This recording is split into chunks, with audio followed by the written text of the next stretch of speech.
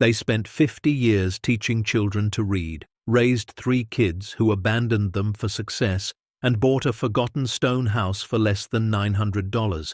But when Harold and Margaret opened the iron door hidden in the basement, they found a vault worth $260 million that would expose their children's greed and rewrite the meaning of family forever.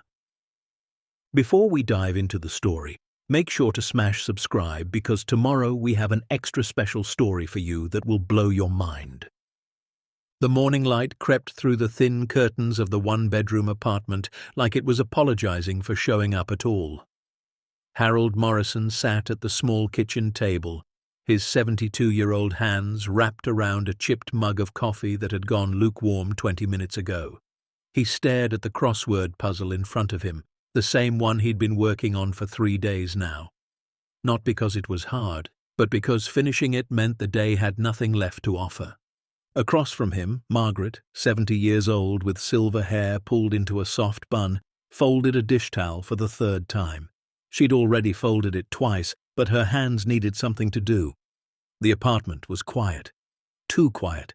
The kind of silence that felt heavy, like it was pressing down on your chest, reminding you of every conversation that should have happened but didn't. They'd lived in this place for 4 years now. 1 bedroom, barely 600 square feet, in a building that smelled like old carpet and someone else's cooking. The rent was $550 a month, which was all they could manage on their combined Social Security checks.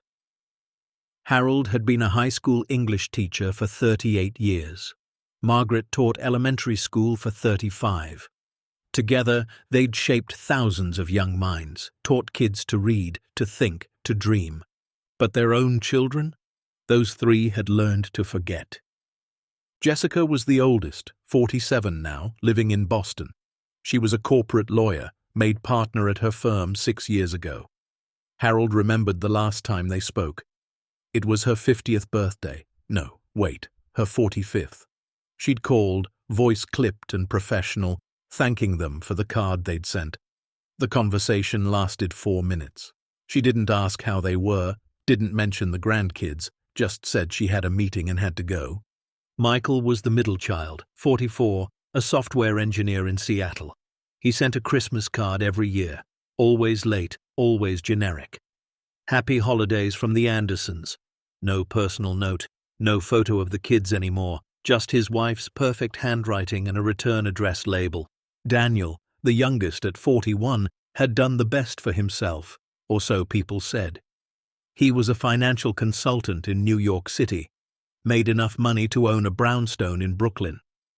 Harold had seen it once, in a photo Daniel's wife posted online before she blocked Margaret from seeing their family page. The last time Daniel called was 5 years ago, Margaret's retirement party. He'd sent flowers but didn't show up, said he had a client dinner he couldn't miss. Margaret set the dish towel down and looked at Harold. You going to finish that coffee or just hold it hostage? Harold smiled faintly, keeping it company. It's dead, Harold. You can let it go. He poured the cold coffee down the sink and rinsed the mug. They moved around each other in the tiny kitchen like dancers who'd practiced the same routine for 50 years. She opened the cabinet. He stepped left. She reached for a glass. He moved right. No words needed. Just motion, muscle memory, survival. I'm going to the post office, Harold said, pulling on his old jacket, the one with the patched elbow. Need anything? Margaret shook her head. Just you back safe. He kissed her cheek, grabbed the bills they needed to mail, and stepped into the cold Pennsylvania morning. The town of Millbrook was the kind of place people drove through without stopping. 2,000 people, 1 grocery store, a diner that closed at 7, and a post office that doubled as the town's social hub. Harold walked the 6 blocks slowly. His knees weren't what they used to be. Inside, the post office smelled like old paper and lemon cleaner. Ethel, the postmaster, waved from behind the counter. Morning, Harold. Morning, Ethel. Got your water bill here. Came in yesterday. He took it, already knowing it would stretch their budget. Everything did. While Ethel sorted mail, Harold's eyes drifted to the bulletin board near the door. Flyers for yard sales, lost cats, church bake sales. And then, tucked in the corner, half covered by an ad for firewood, he saw it. County auction notice. He stepped closer, squinting. The print was small, official-looking. Property auction Saturday, November 12th. Various parcels. Minimum bids starting at $50. He scanned the list. Most were empty lots, scrubland nobody wanted, but one entry caught his eye. Lot 47, residential structure, 12.3 acres, condemned status, stone construction circa 1870, minimum bid $850. Harold pulled the notice off the board and read it again. $850 for a house, a whole house. It didn't make sense. "You thinking about bidding?" Ethel asked, leaning over the counter. "Just curious," Harold said. "You know anything about this property?" Ethel's face darkened. "Oh, that place, the Whitmore estate. Been sitting empty since Lord has to be since 1986, maybe 87. Nobody wants it." "Why not?" She lowered her voice like someone might be listening. "They say it's cursed. Old man Whitmore lived there alone for decades, died in that house, and nobody found him for 3 weeks. When they finally did, place was locked up tight. County took it over for back taxes, but every time they try to sell it, something goes wrong. Inspectors get spooked, buyers back out. It just sits there." Harold folded the notice and tucked it into his jacket pocket. "Thanks, Ethel." "Harold Morrison, don't you go getting ideas." He smiled. "Wouldn't dream of it." But walking home, he couldn't stop thinking about it. A house, 12 acres, $850. They had $1,200 in their savings account. It had taken them 3 years to save that much, setting aside $20, sometimes $30 a month when they could. It was supposed to be for emergencies, hospital bills, a broken furnace, something sensible, but a house. When he got home, Margaret was washing dishes that were already clean. She did that when she was anxious. He set the water bill on the counter and pulled out the notice. "Maggie, look at this." She dried her hands and read it, her brow furrowing. "A house for $850? Harold, that's not right. Something's wrong with it." "Probably," he admitted. "But what if it's not?" "Where is it?" "About 30 miles west, near the state forest." She handed the paper back. "We can't afford this. We have $1,200 saved. That's our emergency fund." "I know." "Harold." She looked at him with those eyes that had seen him through student loans, 3 kids, a heart attack, and 50 years of marriage. "What are you thinking?" He sat down heavily in the chair by the window. "I'm thinking we live in 600 square feet. I'm thinking we haven't had a garden since we sold the house. I'm thinking our children haven't called in 8 months, and I don't even know what our grandkids look like anymore." Margaret's face softened. She sat beside him. "A house won't fix that." "No," he agreed. "But maybe it'll give us something that's ours, something we chose, not just what we could afford." She was quiet for a long time. Then she picked up the notice again. "When's the auction?" "Saturday." "That's 4 days." "I know. We'd have to see it first." Harold looked at her. "You mean it?" Margaret sighed. "I mean we should at least look. Then we can come to our senses and forget about it." But Harold saw something in her eyes, the same thing he felt. It wasn't hope exactly. It was smaller than that. It was possibility. And when you've lived on nothing but memories for 4 years, even possibility feels like wealth. Saturday arrived cold and grey. Harold borrowed Earl's truck. Earl was a locksmith in town, 68, with hands that never stopped moving and a heart that never said no. "You're really doing this?" Earl asked, handing over the keys. "Just looking," Harold said. "That's what they all say." The drive took 45 minutes through winding country roads that hadn't been repaved since the 90s. Trees pressed in on both sides, their branches bare and reaching like skeleton fingers. Margaret sat in the passenger seat, hands folded in her lap, not speaking. She was nervous. So was Harold, but he didn't say it. They almost missed the turnoff. A rusted mailbox marked the driveway, barely visible through overgrown bushes. Harold turned, and the truck bumped along a gravel path that was more mud than stone. Branches scraped the sides. The forest seemed to swallow them whole. Then the trees broke, and there it was. Margaret gasped. The house stood at the end of a long clearing, 3 stories of hand-cut grey stone that looked like it had been carved from the mountain itself. A turret rose from the left corner, windows tall and arched. The roof was slate, missing a few tiles but mostly intact. Vines covered half the facade, creeping up toward broken second-story windows. The front door was massive, oak with iron hinges that had rusted to a deep orange. It was magnificent, and it was falling apart. Harold parked the truck and they sat in silence, just staring. "Harold," Margaret whispered, "this isn't a house, this is an estate." "It's something," he agreed. They climbed out slowly. The air smelled like wet earth and rotting leaves.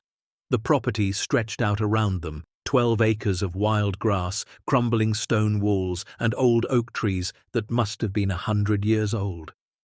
In the distance, a barn sagged against its own weight. Harold pulled the county notice from his pocket.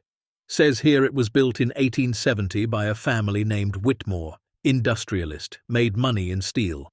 What happened to them?" "Doesn't say." They approached the front door. Harold tried the handle. Locked. He peered through a grimy window. Inside, furniture sat under white sheets. A chandelier hung in the foyer, crystals clouded with dust. The floor was marble, cracked but still grand. "It's like they just left," Margaret said, looking through another window. "Ethel said the last owner died in 86. Been empty since." They walked the perimeter. The stone walls were solid, no major cracks. The foundation looked good. A few windows were broken, but the structure itself seemed sound. At the back of the house, they found a door hanging on one hinge. Harold pushed it open. The smell hit them first. Musty, damp, but not rot, not decay, just time. They stepped inside what must have been a kitchen. An old cast-iron stove sat against one wall. Cabinets hung open, empty. A table stood in the center, 2 chairs tucked neatly beneath it. Margaret ran her finger along the table. Dust came away in a thick line. "Harold, this is too much. We can't take care of a place like this." "I know," he said, but he kept walking. They moved through room after room, a parlor with a fireplace big enough to stand in, a library with floor-to-ceiling shelves, books still lining them, spines faded and swollen, a dining room with a table that could seat 20. Upstairs, 6 bedrooms, each one larger than their entire apartment. In the master bedroom, they found a 4-poster bed still made, the quilt rotted through in places. On the nightstand, a photo in a tarnished silver frame. A family. Mother, father, 2 children. Dated on the back in faded ink. 1943. Margaret picked it up. "They look happy." "They did," Harold agreed. "What happened to them?" "I don't know." They made their way back downstairs, and that's when Harold noticed it. A door under the main staircase, easy to miss, painted the same color as the wall. He tried the handle, locked, but not with a regular lock. This was something else, heavy, industrial. "Maggie, look at this." She came over. The door was metal, disguised with wood paneling. The lock was thick, commercial grade. "Why would someone put a door like this inside a house?" she asked. Harold knocked on it. The sound was dull, solid. "It's reinforced. This isn't keeping people out. It's keeping something in." "Or keeping something safe," Margaret said quietly. They tried every key on the ring the county had provided. None of them fit. Harold pulled, jiggled, examined the mechanism. Nothing. "There's something down there," he said. "Maybe it's just a root cellar. Root cellars don't need locks like this." They stood in the dim hallway, staring at the door. Outside, the wind picked up, rattling the broken windows. The house groaned around them, settling, breathing. "We should go," Margaret said. "The auction starts in an hour." But neither of them moved. Finally, Harold stepped back. "Yeah, let's go." The auction was held in the county courthouse basement, fluorescent lights buzzing overhead, folding chairs set up in uneven rows. Maybe 20 people showed up, most of them looking bored, flipping through the property listings. Harold and Margaret sat in the back, hands clasped together. The auctioneer was a tired man in a wrinkled suit who looked like he'd rather be anywhere else. He went through the lots quickly. Empty parcels sold for $100, $200. Nobody seemed interested in much. Then he got to lot 47. "Next up, residential structure on 12.3 acres. Condemned status, sold as is. Minimum bid $850. Do I have $850? Silence. Harold's heart pounded. He looked at Margaret. She was staring straight ahead. $850? Anyone? This is a historic property, folks. 1870 construction. More silence. All right, how about 700? Anyone willing to start at 7? A man in the front row raised his hand lazily. 500. The auctioneer sighed. We have 500. Do I hear 6? Harold's hand started to rise. Margaret grabbed it, held it down. Harold, no. 700? The auctioneer called. Another voice. 600. Harold looked at Margaret. Maggie. We don't know what we're doing. I know, he said. But when has that ever stopped us? He raised his hand. 850. The auctioneer's eyebrows went up. We have 850. Do I hear 900? The room went quiet. The other two bidders looked back at Harold, then shook their heads. Nobody wanted that place. Nobody but him. 850 going once, going twice. The gavel came down. Sold to bidder 73 for $850. Margaret let out a breath she'd been holding for what felt like hours. Harold's hand shook as he signed the paperwork. They paid with a cashier's check he'd gotten that morning, draining their savings account down to $350. The clerk handed him a thick envelope. Deed, keys, property survey, and a release of liability. You own it, but the county takes no responsibility for its condition. Good luck. Outside, in the parking lot, Harold and Margaret stood beside Earl's truck in the fading afternoon light. We just bought a house, Margaret said. We did. For $850. Yes. Harold Morrison, we have lost our minds. He pulled her close. Probably. But at least we lost them together. They drove back to the property that evening. The sun was setting, painting the stone walls gold and orange.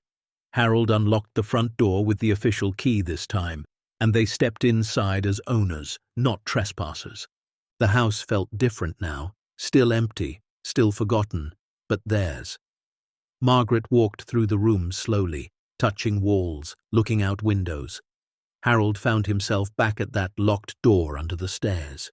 He knelt down, examining the mechanism again in the better light. It wasn't just any lock. This was a vault lock, the kind you'd see on a bank safe. Margaret, he called. Come here. She appeared beside him. What is it? This door. It's not just locked, it's sealed, like someone was protecting something. Or hiding it. They both stared at the door. We need to open it, Harold said. How? We don't have the key. No, he agreed, but I know someone who might be able to help. The next morning, Harold called Earl, explained about the door. Earl showed up 2 hours later with a canvas bag full of tools that looked like they belonged in a surgery, not a lock shop. You weren't kidding, Earl said, kneeling in front of the door. This is a 1940s industrial vault lock. They used these in factories, government buildings. I've only seen 2 in my life. Can you open it? Margaret asked. Earl scratched his chin. Maybe, but it'll take time, and I might damage it. Do it, Harold said. It took 3 hours. Earl worked methodically, carefully, talking to the lock like it was a living thing. He used picks, tension wrenches, a small drill. Sweat beaded on his forehead despite the cold. Finally, something clicked. All three of them froze. "Did you hear that?" Earl whispered. Another click, then a deep, heavy thunk. Earl grabbed the handle and pulled. The door swung open with a groan that sounded like the house itself was exhaling after holding its breath for 37 years. Cool air rushed out, dry and stale. Harold shined his flashlight inside. Stone steps led down into darkness. "Jesus," Earl muttered. "There's a whole basement down there." Harold's hands trembled as he gripped the flashlight tighter. Margaret moved beside him, her hand finding his. "We go together," she said. "Together," he agreed. They descended slowly, one step at a time. The air grew colder. The stone walls pressed in on both sides. Harold counted 15 steps before they reached the bottom, and then the flashlight beam hit something that made all three of them stop breathing. The chamber was massive, at least 30 feet long and 20 feet wide. The walls were lined floor to ceiling with safety deposit boxes, hundreds of them, small metal doors with numbered brass plates. In the center of the room sat 3 large wooden crates, their lids sealed with wax and stamped with a symbol neither Harold nor Margaret recognized. But what caught the light, what made Margaret grab Harold's arm so tight it hurt, was what sat on a stone pedestal in the far corner. Stacks of money, neat organized bundles of $100 bills wrapped in paper bands that read, "First National Bank, 1962. Earl's voice came out as a croak. "Harold, what the hell did you buy?" What happens next will turn their quiet retirement upside down, reveal a secret that powerful people thought was buried forever, and prove that sometimes the greatest treasures are found by those who've lost everything else. Stay tuned to see what happens next. If you're enjoying the story, please like, share, and subscribe for more. Harold stepped forward on shaking legs. He approached the first safety deposit box, number 1, and tried to pull it. Locked. He tried another. Also locked. But box number 7, when he tugged on it, slid open. Inside were more bundles of cash and something else. A leather pouch. Harold opened it carefully. Gold coins spilled into his palm, gleaming even under the dim flashlight beam. Margaret made a sound, something between a gasp and a sob. Earl started checking other boxes. Number 12 opened. Inside, bearer bonds, yellowed with age but still intact. Number 18, loose diamonds in a velvet bag. Number 23, stock certificates from companies Harold vaguely recognized, dated from the 50s and 60s. "This isn't possible," Margaret whispered. "People don't just leave this."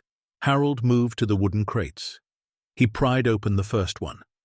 Inside, packed in straw, were more velvet bags. He opened one. Emeralds caught the light like green fire. Another bag, rubies. A third, sapphires the size of his thumbnail. "We need to call someone," Earl said. His voice was shaking. "Police, FBI, I don't know, someone." But Harold had found something else. On the stone pedestal, beside the money, sat a leather-bound journal. He picked it up carefully.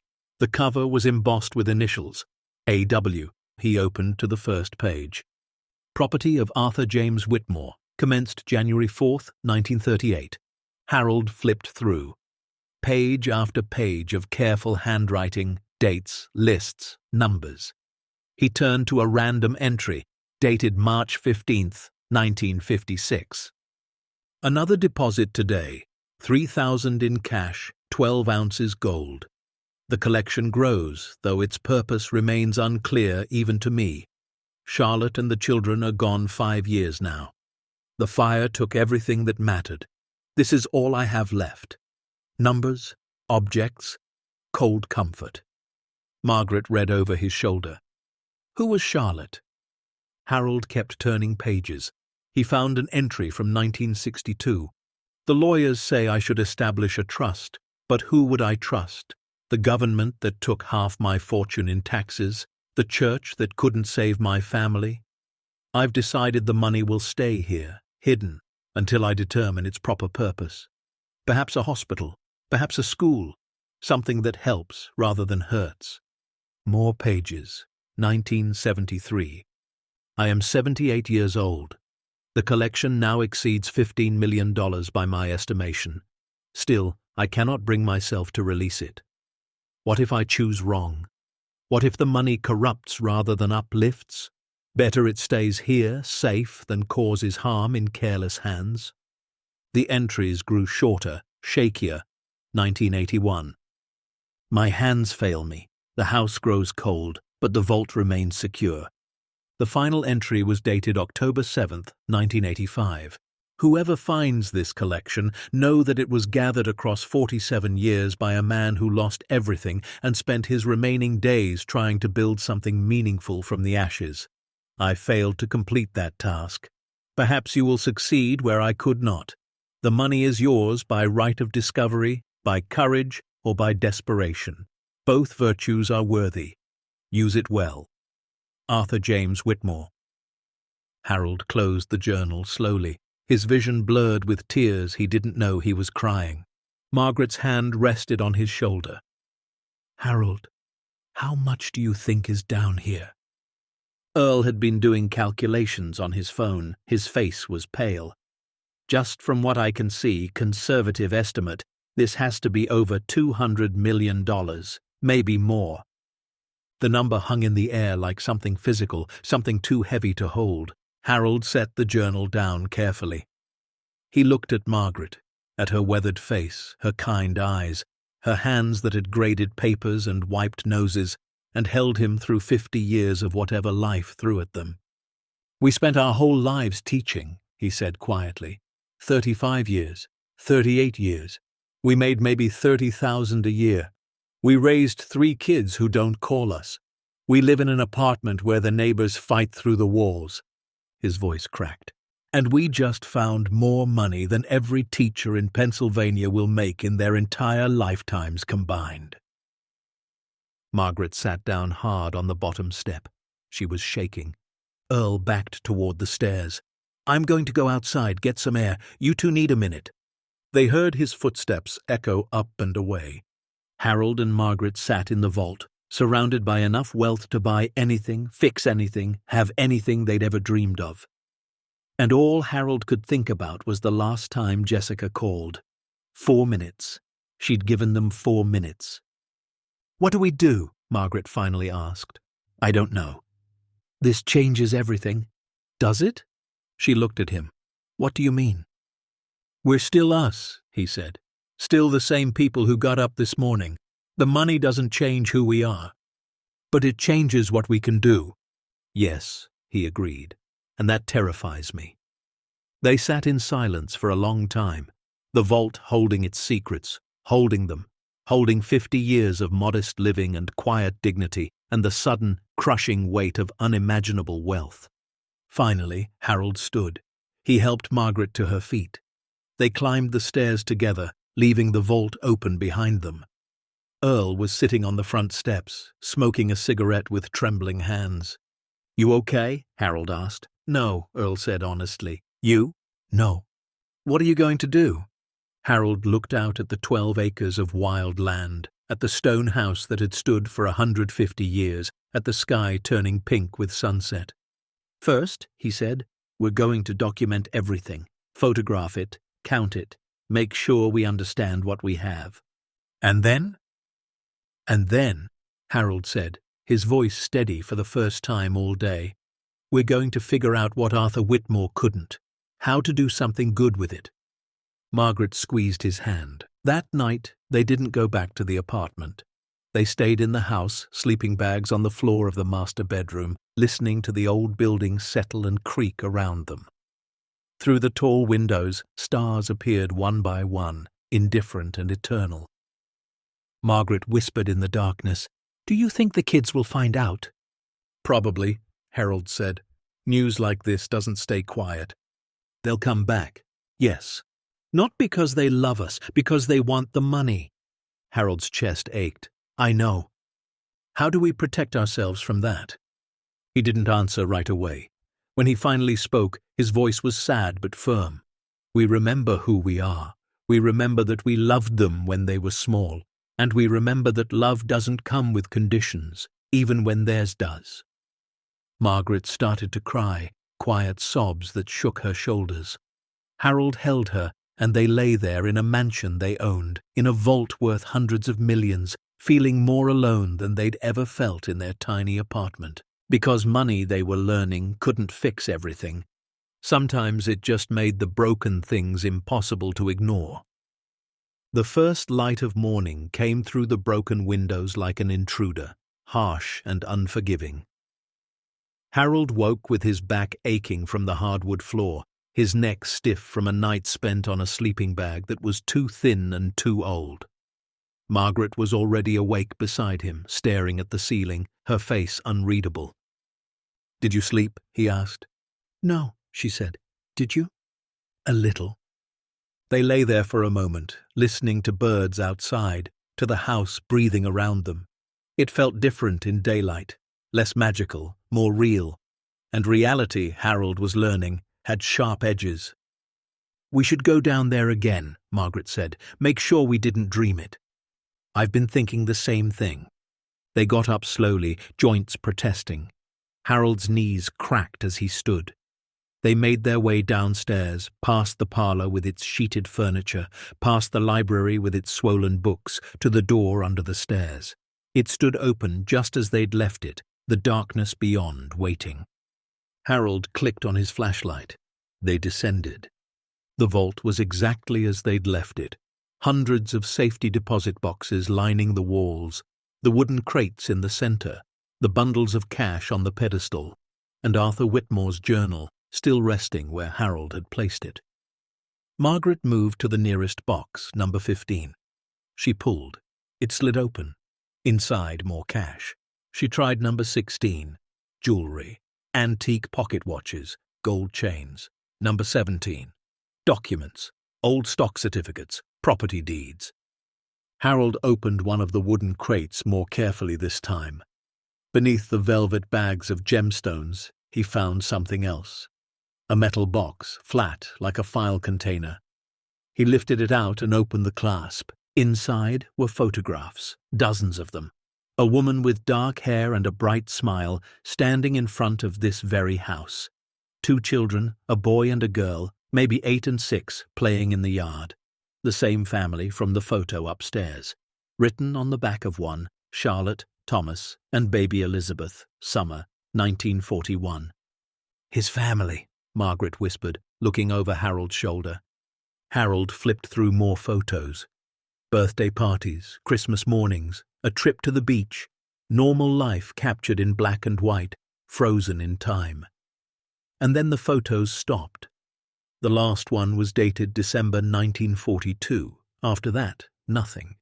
He set the photos down and picked up the journal again. He found an entry from January 1943, written in handwriting so shaky it was barely legible. "The fire took them, all 3. I was in Pittsburgh on business. Came home to ashes. They say it started in the kitchen, faulty wiring, but that doesn't matter. What matters is they're gone. Charlotte, Thomas, Elizabeth. Gone. The house survived. I survived. And I will never forgive either of us for it." Margaret's hand covered her mouth. Harold kept reading, entry after entry, watching Arthur Whitmore's grief transform into obsession. The money started as a distraction. Buying things, collecting things, filling the emptiness with objects because people were gone.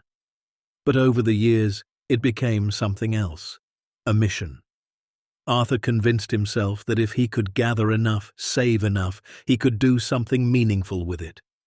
Build a hospital, fund a school, create something good from the ashes of his loss. But he never did.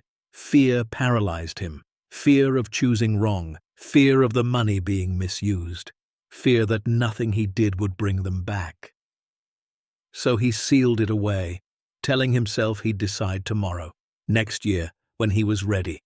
And tomorrow never came. "He died alone down here, didn't he?" Margaret said quietly. Harold nodded. The last entry was barely a scrawl. "Cannot climb stairs. Cold. Vault secure. Charlotte, I'm coming." They stood in silence, surrounded by the physical manifestation of one man's grief and paralysis. $200 million worth of unfinished business. "We need to count it," Harold said, "properly, know exactly what we're dealing with." "That'll take days." "Then we'll take days." They started that morning. Harold set up a system. They'd open each safety deposit box, photograph the contents, list everything, estimate value when they could. Margaret found an old ledger in the desk upstairs and began recording everything in neat columns. Box 1, $42,000 in bundled hundreds. Box 2, gold coins, estimated 38 ounces. Box 3, bearer bonds, face value $75,000. Box 4, stock certificates, General Electric, 500 shares dated 1961. They worked for 6 hours straight. Their backs ached. Their eyes strained in the dim light. Earl brought them sandwiches at noon, then joined them, helping to catalogue, to count, to witness. By the end of the first day, they'd gone through only 40 boxes. Harold's estimate was already over $18 million, and they weren't even a quarter finished. That night, back at their apartment because they couldn't bear another night on the floor, Margaret made soup while Harold stared at their list. The numbers swam in front of his eyes. 18 million, and they'd barely started. "We need a lawyer," Margaret said, setting a bowl in front of him. "Someone who knows estate law, taxes, all of it." "I know. And we need to tell someone. The county, the state.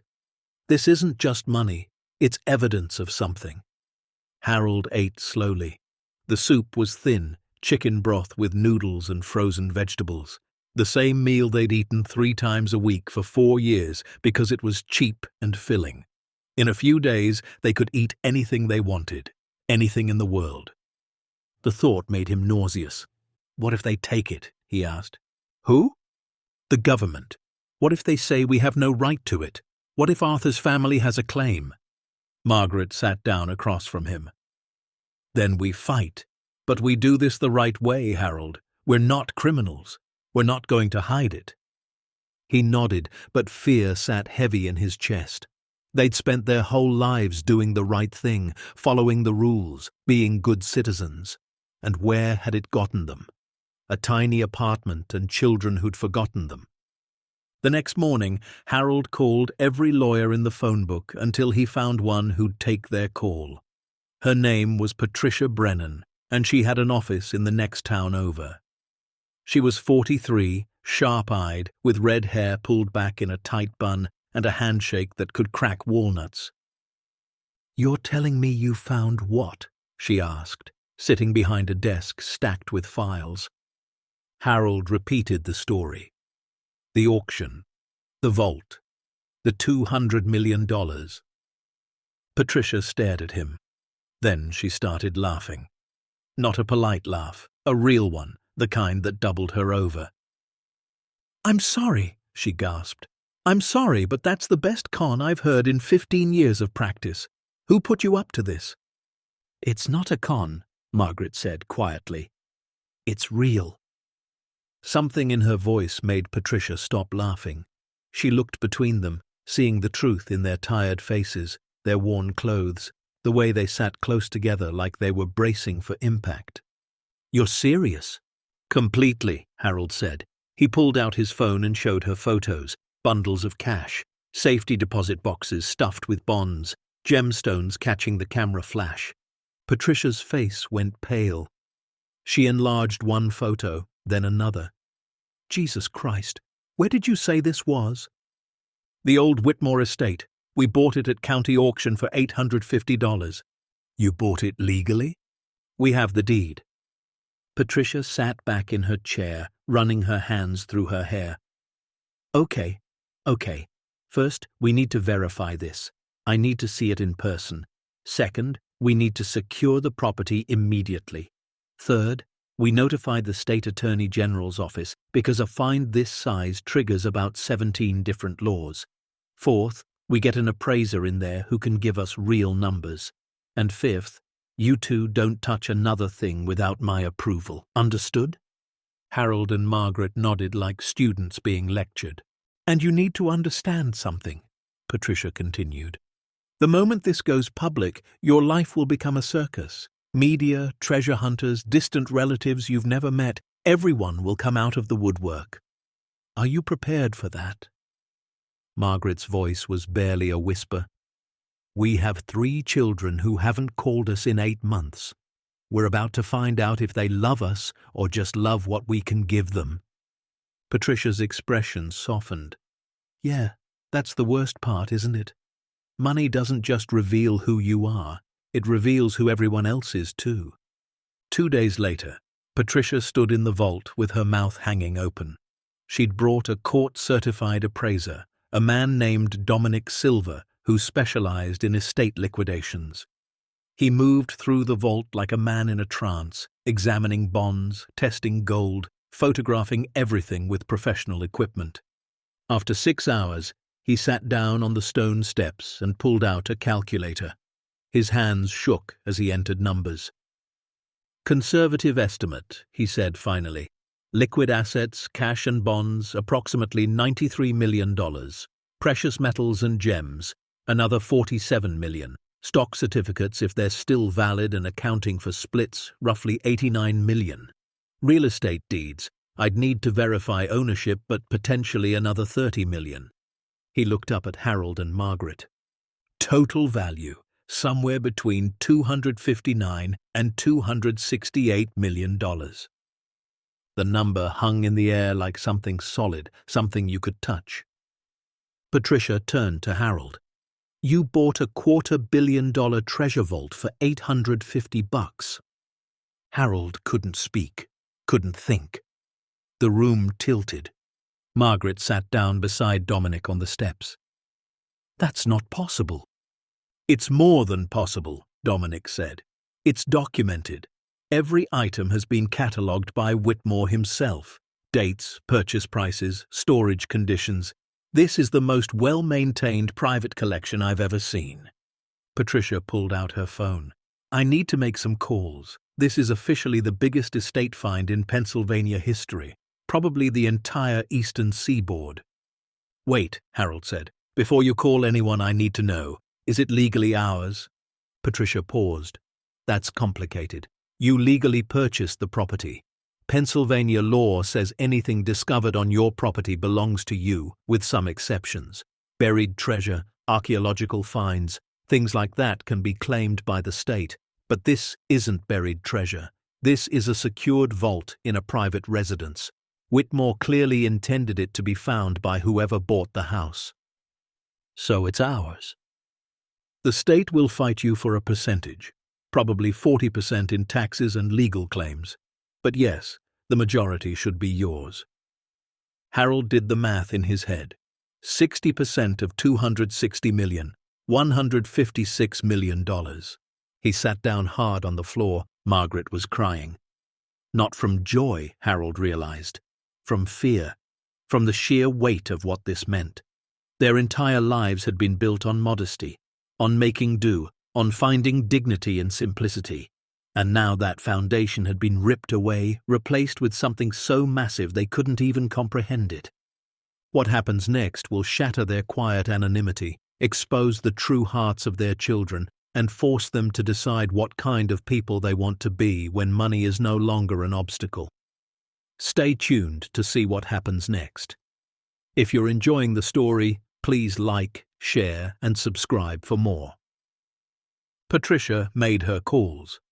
Within 48 hours, the story broke. Local news came first. Elderly couple discovers fortune in abandoned home. The reporter was young, eager, shoving a microphone in Harold's face as he tried to get groceries. "Mr. Morrison, how does it feel to go from poverty to multi-millionaire overnight?" Harold pushed past without answering, but the damage was done. By evening, it was on the national news. The biggest treasure find in modern history. Camera crews camped outside their apartment. Neighbors they'd barely spoken to in 4 years suddenly wanted interviews, wanted to share stories about the Morrisons, wanted their 15 minutes. Harold and Margaret hid inside, Curtains drawn, phone ringing constantly. They didn't answer. Couldn't answer. The world had become a hurricane, and they were caught in the center. Then the calls they'd been dreading started. Jessica called first. Her voice on the voicemail was bright, almost manic. "Mom, Dad, oh my God, I just saw the news. Are you okay? I'm so worried about you. Call me back immediately. We need to talk about your safety. Love you." Harold deleted it without listening to the whole thing. Michael called 10 minutes later. His message was more measured, calculated. "Hey folks, saw what happened. That's incredible. Listen, I have some contacts in financial management. People who can help you navigate this. Don't make any decisions without talking to me first, okay? I'm flying out tomorrow." Harold deleted that one too. Daniel didn't call. He sent a lawyer instead. The man showed up at their apartment door with papers, a slick suit, and a practiced smile. "Mr. and Mrs. Morrison, my name is Robert Carver. I represent your son, Daniel. He's deeply concerned about your welfare and has asked me to present you with some options for protecting your newfound assets." "We didn't ask for options," Margaret said. "Of course not, but Daniel wants to ensure you're not taken advantage of. He's proposed establishing a family trust, with him as trustee, to manage the funds responsibly." Harold's hands clenched into fists. "Manage them how?" "Well, you'd have access to a monthly stipend, of course, but the bulk would be invested, protected from taxation and predatory—" "Get out!" Harold said. Robert blinked. "I'm sorry? I said get out of my home." "Mr. Morrison, I don't think you understand the complexity of—" "I understand that my son hasn't called me in 8 months." Harold's voice rose. "I understand that he didn't come to his mother's retirement party. I understand that he never met his father at the hospital during heart surgery. But now there's money, and suddenly he cares about our welfare." Robert's smile didn't waver. "Grief makes people act in ways they regret. I'm sure Daniel—" Margaret stepped forward. "Our son sent you instead of coming himself. That tells us everything we need to know. Please leave." Robert left his card on the table and walked out. Harold and Margaret stood in their tiny apartment, surrounded by the walls that had held them for 4 years, and felt more alone than ever. That night, Jessica showed up in person. She didn't knock, just used a key Harold didn't know she had. She came in with shopping bags, a fake smile, and a desperation that made Harold's heart break. "Mum, Dad," she hugged them both, too tight, too long. "I've been so worried. You're not returning calls. Are you eating? Have you talked to a financial advisor?" "We have a lawyer," Margaret said quietly. "Oh, good. Who?" "Patricia Brennan." Jessica's face soured. "I've never heard of her. Is she experienced with estates this size? Because I know someone at my firm who specializes in—" "Jessica," Harold interrupted. "Why are you here?" "What do you mean? You're my parents. I saw you on the news and I got on the first flight." "The first flight in 8 months." Jessica's smile faltered. "Dad, that's not fair. I've been busy. Work has been insane. The partnership requires—" "When was the last time you called?" Harold asked. "I don't know. March 14th, Margaret said. "Your father's birthday. You called at 7 a.m. before your meeting. You talked for 3 minutes. Jessica's face flushed. "I'm sorry I'm not perfect. I'm sorry I have a career. But I'm here now, aren't I?" "Yes," Harold said, "now that there's money." "That's not why I'm here!" "Isn't it?" Jessica's composure cracked. Tears filled her eyes, but Harold couldn't tell if they were real or performance. "I know I haven't been the best daughter. I know I got caught up in my life. But this is dangerous, Dad. You don't understand the kind of people who will come after you. You need family protection." "We needed family before," Margaret said softly. "Where were you then?" Jessica grabbed her mother's hands. "I'm sorry. I'm so sorry. But please, let me help you now. Let me make it right." Harold wanted to believe her. God, he wanted to. But he saw the designer purse on her shoulder, the expensive shoes, the practiced concern. This wasn't a daughter worried about her parents. This was a lawyer protecting an asset. "You should go," he said. "Dad, please, Jessica, just go."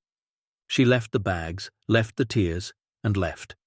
The door closed behind her with a soft click that sounded like something breaking. Margaret collapsed onto the couch. "They don't love us. They never did." "They did," Harold said, sitting beside her. "When they were small. We were good parents, Maggie. We loved them. We gave them everything. And they grew up and forgot." "No," Harold pulled her close. "They got successful. They got busy. They convinced themselves we were fine without them. People do that. They tell themselves stories to justify their choices. And now we have money and they want back in." "Yes." Margaret was quiet for a long time. Then she asked, "What do we do?" Harold thought about Arthur Whitmore, alone in this house for 40 years, paralyzed by grief and indecision. He'd gathered a fortune but died without using it, without making a choice, without finishing what he started. "We decide what matters," Harold said. "We decide who we want to be." Over the next week, Michael arrived. He brought his whole family, 2 kids Harold barely recognized, a wife who looked uncomfortable, and a pitch about investment opportunities. Harold listened politely for 20 minutes, then said no. Daniel never came, sent more lawyers instead, each one with a different strategy. Conservatorship based on age, concerns about mental competency, suggestions that Harold and Margaret weren't equipped to handle this level of wealth. Harold sent them all away, but the town of Millbrook responded differently. Letters started arriving, not from strangers or con artists, but from people they'd taught, people whose lives they'd touched. A man named Thomas Wright wrote, "You taught me to read in 3rd grade when I had dyslexia and everyone else gave up. I'm a doctor now because of you. If you need anything at all, I'm here." A woman named Sarah Chen. No, wait. The instructions said never use Chen. A woman named Sarah Bridges wrote, "You bought me a winter coat in 1993 because mine had holes. You said every child deserves to be warm. I never forgot. I'm a social worker now, helping kids just like you helped me." They came by the dozens. Former students who'd grown up, who remembered, who wanted nothing but to say thank you.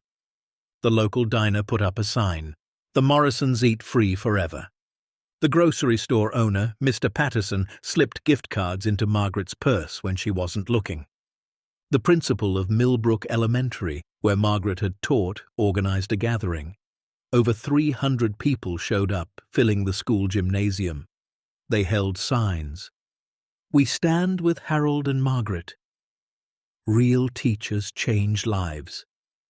You gave us everything. You owe us nothing." Harold and Margaret stood at the front of that gymnasium, overwhelmed, holding hands, and finally understood something crucial. Their children had abandoned them, but their family, their real family, had been here all along, built over decades of small kindnesses, patient teaching, quiet love. Patricia navigated the legal maze brilliantly. The state of Pennsylvania claimed 38%. Federal taxes took another chunk. But when everything was settled, Harold and Margaret Morrison were left with $153 million. They sat in Patricia's office, looking at the number on paper, and felt nothing close to joy. "What now?" Patricia asked gently. Harold pulled out Arthur Whitmore's journal. He'd been carrying it with him everywhere, reading and rereading the entries. One passage stood out, written in 1978. "I wanted to build something that would outlast the grief, something that would help rather than harm. But every choice felt wrong. Every option felt insufficient. And so I did nothing, and the money has become my prison rather than my purpose."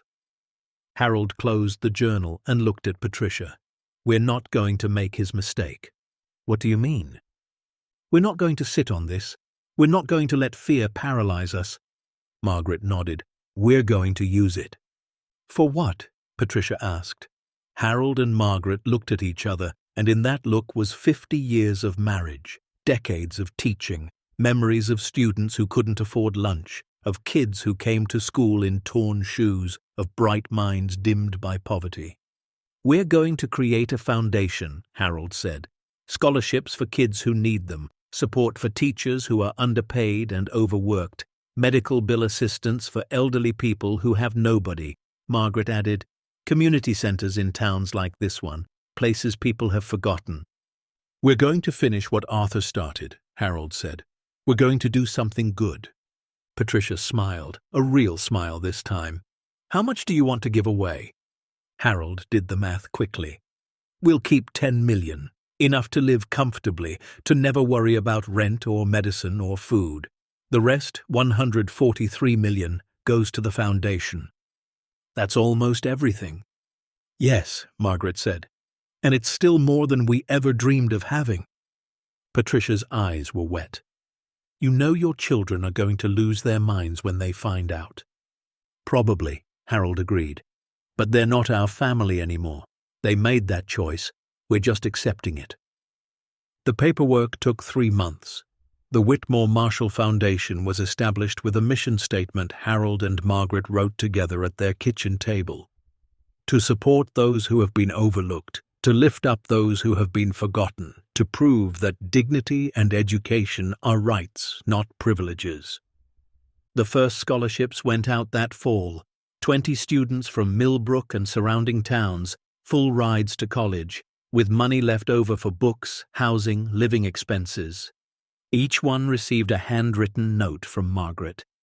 "Someone believed in us once. Now we believe in you." The Teachers Fund started with stipends for underpaid educators, $3,000 each, no strings attached. Just appreciation, just recognition. 100 teachers across Pennsylvania received checks that first year. The letters they sent back made Margaret cry for days. The medical assistance program covered bills for elderly people without family support, without anyone to help them navigate insurance, debt, the crushing cost of aging. Harold personally reviewed every application, remembering what it felt like to choose between medicine and food. The town of Millbrook got a new community center built on land donated by the foundation. It had a library, a computer lab, and a room dedicated to Arthur Whitmore, his photo on the wall, his story finally told. And Harold and Margaret moved into a modest 3-bedroom house on the outskirts of town. Not a mansion, not the stone estate, which they donated to the Historical Society. Just a home with a garden where Harold could grow tomatoes and a porch where Margaret could read in the evenings. They kept enough money to never worry again, to take care of themselves, to travel if they wanted. But mostly they kept it simple, because money, they'd learned, couldn't buy back lost time with their children, couldn't erase the abandonment, couldn't fix what was broken. But it could help others. It could change lives. It could transform one man's unfinished legacy into something beautiful and lasting.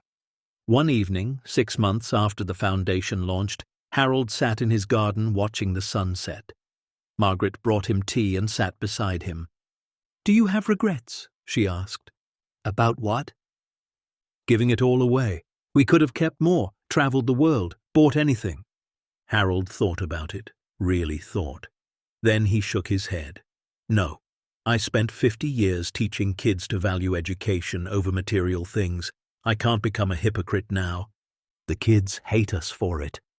"They already did." Margaret sipped her tea. "Michael called today." Harold's stomach clenched. "And?" "He apologized, really apologized. Said he's ashamed of how he acted. Said he wants to start over, no expectations, just a chance to be a son again." "Do you believe him?" "I don't know," Margaret said honestly, "but I think I want to try." Harold nodded slowly. "Then we try. Not because of the money, not because we have to, but because we choose to. Because that's who we are." They sat in comfortable silence as the sky turned purple, then navy, then black. Stars appeared one by one. Somewhere in the distance, a train whistle blew. And Harold Morrison, former English teacher, accidental millionaire, realized he'd never felt richer than he did right now. Because wealth wasn't measured in dollars. It was measured in lives touched, in students helped, in knowing you'd done something good with what you'd been given. And that, Harold thought, was worth more than all the vaults in the world. The first board meeting of the Whitmore Marshall Foundation took place in the Community Center conference room. 6 folding tables pushed together, 12 people sitting in plastic chairs that squeaked every time someone shifted. Harold sat at the head, feeling ridiculous in a button-down shirt Margaret had ironed that morning. Beside him, Patricia shuffled papers, organized, efficient, already 3 steps ahead of everyone else. "Let's start with the scholarship applications," she said, distributing folders. "We received 473 applications for the first 20 slots." Margaret's hand went to her chest. 473? Kids from all over Pennsylvania, some from neighboring states. Word spread fast. Patricia opened her folder. "I've narrowed it to 50 finalists based on need, academic performance, and teacher recommendations. But the final 20, that's your call." Harold looked at the stack of applications. Each one represented a life, a dream, a kid who needed help. Choosing 20 meant saying no to 453 others. The weight of it pressed down on his shoulders like something physical. Earl, who joined the board despite protesting he didn't know nothing about foundations, leaned forward. "How do we pick? Flip a coin? Draw names from a hat?" "We read every single one," Margaret said quietly, "and we choose the ones who remind us why we became teachers in the first place." They spent 6 hours that day reading applications. A girl from Scranton whose mother worked 3 jobs, a boy from Erie who'd been in foster care since he was 6, a non-binary kid from Pittsburgh who wanted to study engineering but whose family had disowned them. Stories of poverty, abuse, determination, hope. Harold had to step outside twice to compose himself. Margaret cried openly, not bothering to hide it. By the time they'd chosen 20, they'd also committed to finding funding for 30 more. Somehow, they'd figure it out. "These kids," Harold said as they packed up that night, "they're not asking for handouts, they're asking for a chance." "Just like we did once," Margaret reminded him. "Remember? You got that scholarship to State College, changed everything." Harold had forgotten, or maybe he'd buried it. His family had been poor, rural Pennsylvania poor, the kind where dinner was whatever you could hunt or grow. That scholarship had been the difference between factory work and a teaching degree, between survival and purpose. "We have to do more," he said suddenly. Patricia looked up from her laptop. "Harold, you're already giving away $143 million. It's not enough." "What do you mean?" He gestured at the applications they'd rejected. 453 kids we had to say no to. That's 453 futures we couldn't help. We need to expand, raise more money, get other people involved." "You want to fundraise?" Patricia looked skeptical. "You already donated everything. Who's going to give more when you've given it all?" "People who care," Margaret said. "People who remember what it's like to need help and never get it." She was right. Within 3 months, the foundation had raised another $2 million from small donors. $20 here, $50 there, $100 from a former student who'd become a dentist. None of the donations were large, but there were thousands of them. Each one a story, a memory, a thank you. The foundation grew faster than Harold could process. By the end of the first year, they'd awarded scholarships to 87 students. They'd supplemented salaries for 312 teachers. They'd paid medical bills for 119 elderly people who'd been drowning in debt. They'd opened 2 more community centers. And Harold and Margaret worked harder than they'd ever worked while teaching. 12-hour days reviewing applications, visiting schools, meeting donors, telling Arthur Whitmore's story over and over, until it became part of their own. But the cost was personal. Jessica stopped calling entirely after the foundation announcement.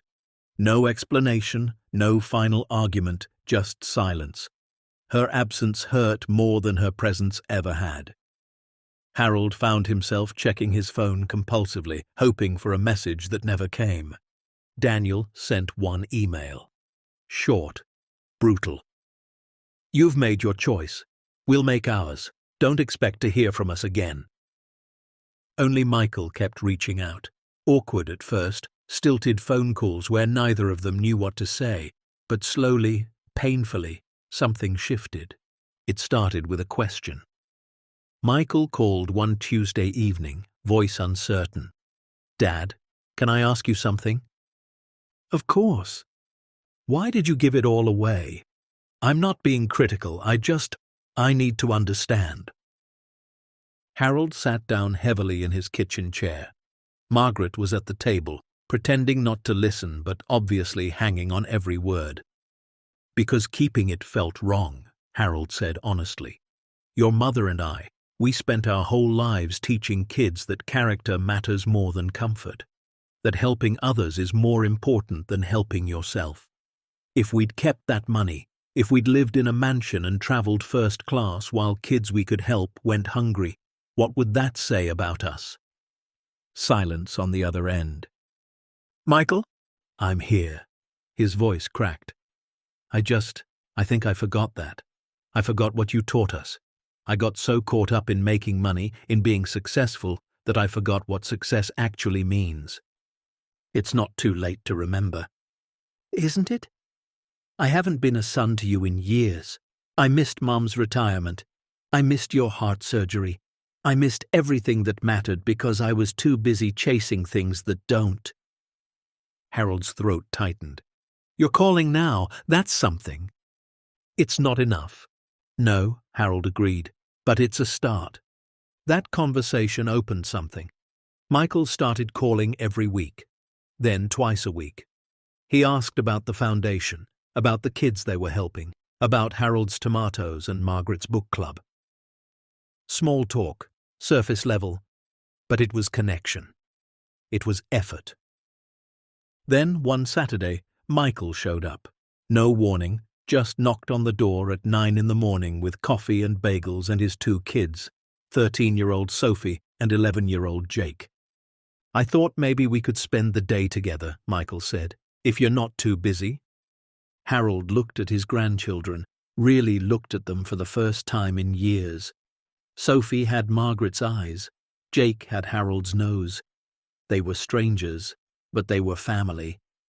"We're never too busy for this," Margaret said, voice shaking. They spent the day in the garden. Harold taught Jake how to tie tomato plants. Margaret helped Sophie plant marigolds. Michael mostly watched, quiet, present in a way he hadn't been since he was a teenager. Over lunch, simple sandwiches on the porch, Sophie asked, "Grandpa, is it true you found buried treasure?" Harold smiled. "Not buried, hidden. There's a difference." "What's the difference?" "Buried treasure is lost.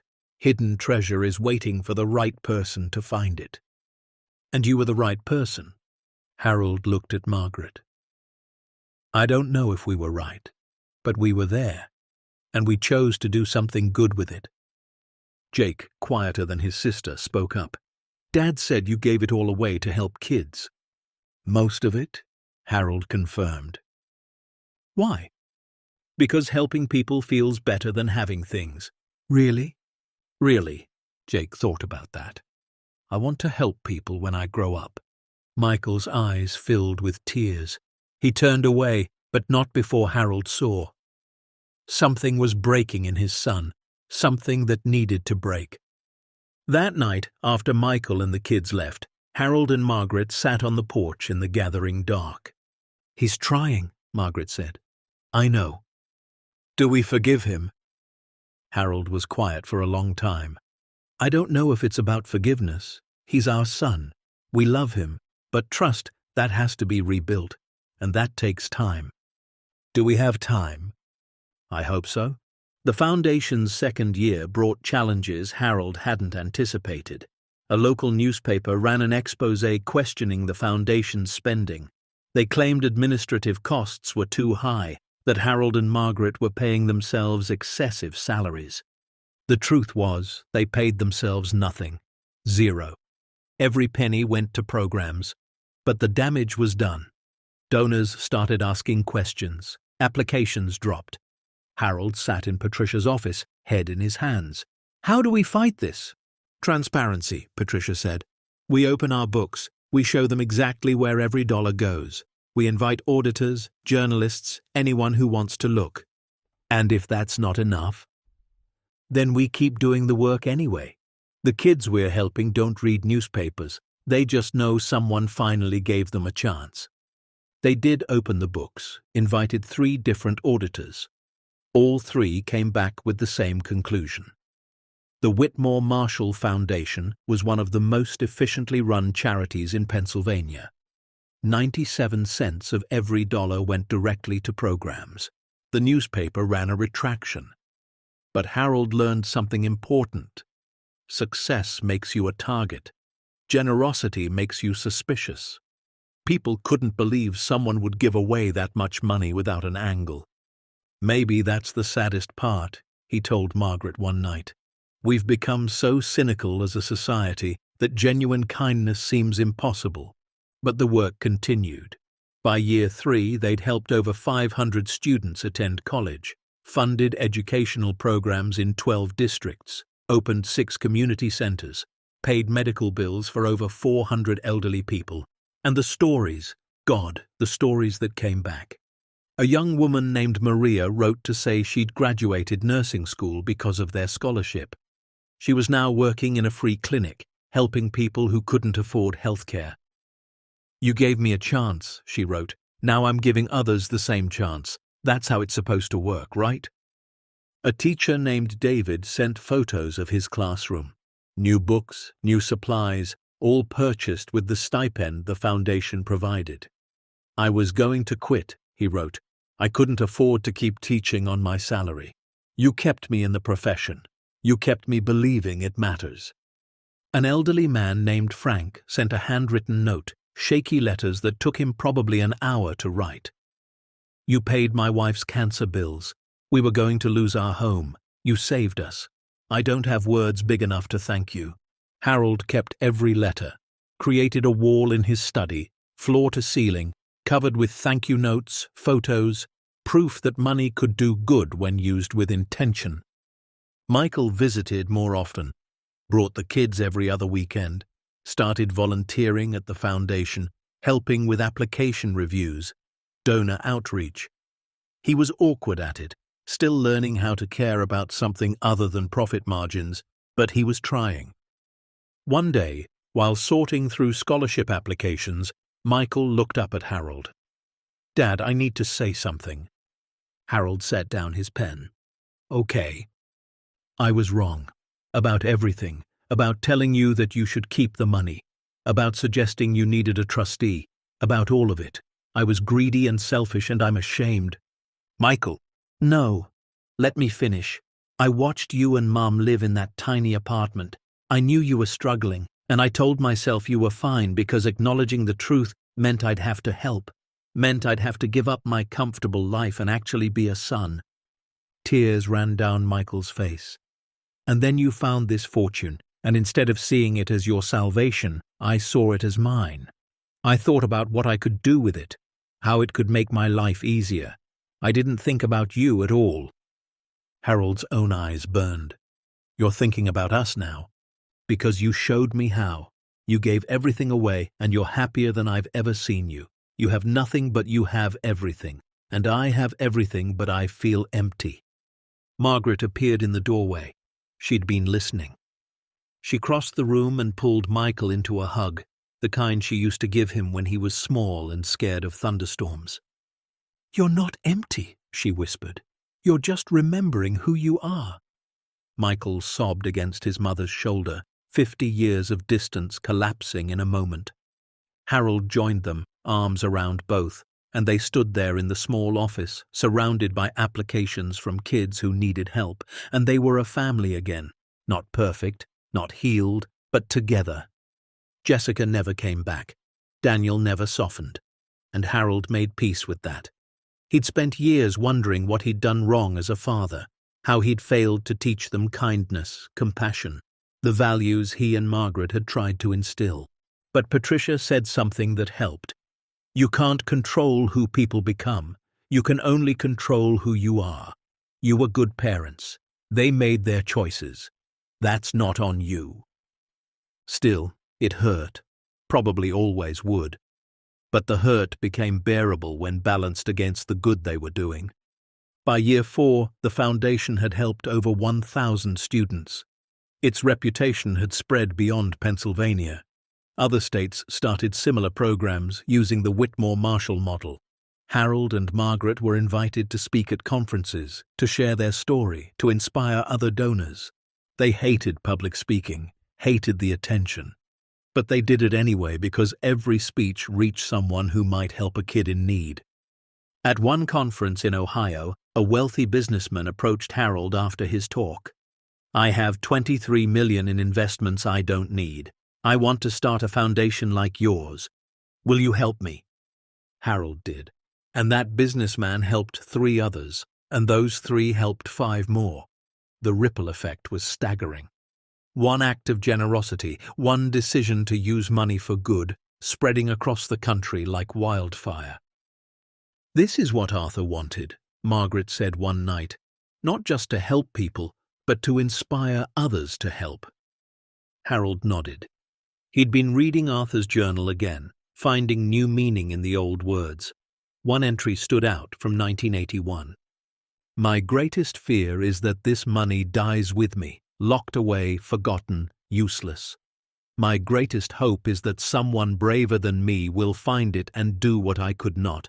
Turn grief into grace, loss into legacy, pain into purpose. Harold closed the journal. We did it, Arthur. We finished what you started. The 5th anniversary of the foundation was celebrated with a gala, something Harold and Margaret never wanted, but Patricia insisted would be good for fundraising. 200 people attended. Former students, current students, donors, teachers, community members. Michael gave a speech that made Harold cry. My parents taught me everything I know about right and wrong. I just forgot for a while. Watching them give away a fortune to help strangers reminded me that strangers are just family we haven't met yet. Sophie and Jake presented Margaret with flowers. Jake had written a poem about gardens and growth and how love is the best fertilizer. It was terrible poetry, objectively, but it was the most beautiful thing Harold had ever heard. That night, driving home from the gala, Margaret reached over and took Harold's hand. We did good, didn't we? We did. Arthur would be proud. I think so. They drove in comfortable silence through the dark Pennsylvania roads, past farms and forests and small towns just like Millbrook. Towns full of people struggling, dreaming, hoping for a chance. And Harold thought about all the chances they'd given, all the lives they'd touched, all the futures they'd changed. And he realized something profound. Finding that vault hadn't changed who they were. It had revealed it. Given them the resources to become more fully themselves, teachers, helpers, believers in the possibility that one person's generosity could change the world. They pulled into their driveway. The house was dark, except for the porch light Margaret always left on. Their modest, perfect, exactly right home. You know what the best part is? Harold asked as they climbed out of the car. What? We get to wake up tomorrow and do it all again. More applications, more students, more lives changed. Margaret smiled. Some people retire to rest. We retired to work, just different work, better work. They walked inside together, and Harold made tea while Margaret changed into comfortable clothes. They sat at the kitchen table, the same ritual they'd had for 50 years, and talked about the day, about Michael's speech, about Jake's poem, about the donor who'd pledged $500,000, and about Jessica and Daniel, still absent, still choosing distance over connection. Do you think they'll ever come back? Margaret asked. Harold sipped his tea. I don't know. I hope so. But we can't wait for them anymore. We have too much living to do. When did you get so wise? The day I married you. She threw a dish towel at him, laughing. And in that moment, in that simple kitchen with mismatched chairs and a table they'd bought second-hand 30 years ago, Harold Morrison felt like the richest man alive because wealth wasn't measured in bank accounts. It was measured in laughter shared, in tears dried, in hands held across a table. It was measured in students who became doctors, teachers who stayed in classrooms, elderly people who kept their homes. It was measured in a son who came back, in grandchildren who knew their names, in a family rebuilding itself one awkward conversation at a time. It was measured in purpose found, in legacy honored, in promises kept, and Harold and Margaret had more wealth than they could ever spend. 7 years had passed since Harold and Margaret first opened that iron door. 7 years of scholarship letters, board meetings, donor calls, and sleepless nights spent reading applications from kids who reminded them why they'd become teachers in the first place. Harold was 79 now, moving slower, his hands less steady when he signed checks. Margaret was 77, her hair completely silver, her voice softer, but somehow stronger. They sat in their garden on a Tuesday morning in late spring, watching tomatoes ripen on vines Harold had staked with Michael's help the week before. The foundation had grown beyond anything they'd imagined. 2,300 students helped, 900 teachers supported, 600 elderly people saved from medical bankruptcy, 12 community centers built across Pennsylvania and Ohio, and the money somehow kept multiplying. Good investments managed by ethical advisors Patricia had vetted personally. Donations from people inspired by their story. Even some of the students they'd helped, now graduated and working, sending $20 a month back to the foundation. The circle completing itself. "We got a letter from Maria yesterday," Margaret said, opening her folder of mail. She still insisted on reading every letter personally, even though there were sometimes 50 a day. "The nurse? She's opening her own clinic, free healthcare for low-income families, wanted to thank us again." Margaret's voice caught. "She said we didn't just change her life. We changed everyone her life will touch." Harold reached over and squeezed her hand. That's what Arthur wanted. Ripples. One act of kindness creating 1,000 more. "Do you think he's watching? If there's anything after this, I think he's smiling." They sat in comfortable silence, the kind that only comes from 57 years of marriage. Birds sang in the oak tree. Somewhere down the street, children laughed. Normal sounds, beautiful sounds. The phone rang. Margaret answered. Her expression shifted from neutral to surprised to something Harold couldn't quite read. "Yes," she said slowly. "Yes, this is Margaret Morrison, I see. When? I understand. Thank you for calling." She hung up, hands trembling slightly. "Who was it?" "Jessica's assistant." Harold's stomach dropped. "Is she okay?" "She's in town. Wants to meet, tomorrow, 2 o'clock at that coffee shop on Main Street." 7 years of silence, and now this. "Did she say why?" Margaret shook her head. "Just that it was important." Harold didn't sleep that night. Neither did Margaret. They lay in the darkness, hands clasped, both pretending not to be terrified. At 2 a.m, Margaret finally spoke. "What if she wants money? We don't have it to give." "We have the house, our savings. Maggie, we're not giving her anything unless she's earned it. Not with apologies or excuses, with time, with presence, with being our daughter again." "And if she can't do that?" Harold's voice cracked. "Then we say goodbye. Really say it. And we let her go." The next day crawled by. Harold tried to work in the garden, but kept pulling the wrong weeds. Margaret reorganized the kitchen cabinets 3 times. At 1:30 they got dressed. Harold wore the same button-down shirt from the first board meeting. Margaret wore the blue dress she'd bought for Evelyn's wedding, back when Jessica still invited them to family events. They drove to the coffee shop in silence. Parked. Sat in the car for 5 minutes, neither wanting to move first. "Together," Margaret finally said. "Together," Harold agreed. Jessica was already inside, sitting at a corner table, looking nothing like the polished lawyer they remembered. Her hair was pulled back in a simple ponytail, no makeup, jeans and a sweater. She looked tired. She looked human. She stood when they entered. For a moment, nobody moved. Then Jessica stepped forward. "Thank you for coming." Harold nodded. They sat. An awkward silence stretched. "I ordered you coffee," Jessica said. "Black for you, Dad. Cream and sugar for you, Mum. I remembered." "Thank you," Margaret said quietly. More silence. Jessica's hands shook as she wrapped them around her own cup. "I don't know how to start this," she finally said.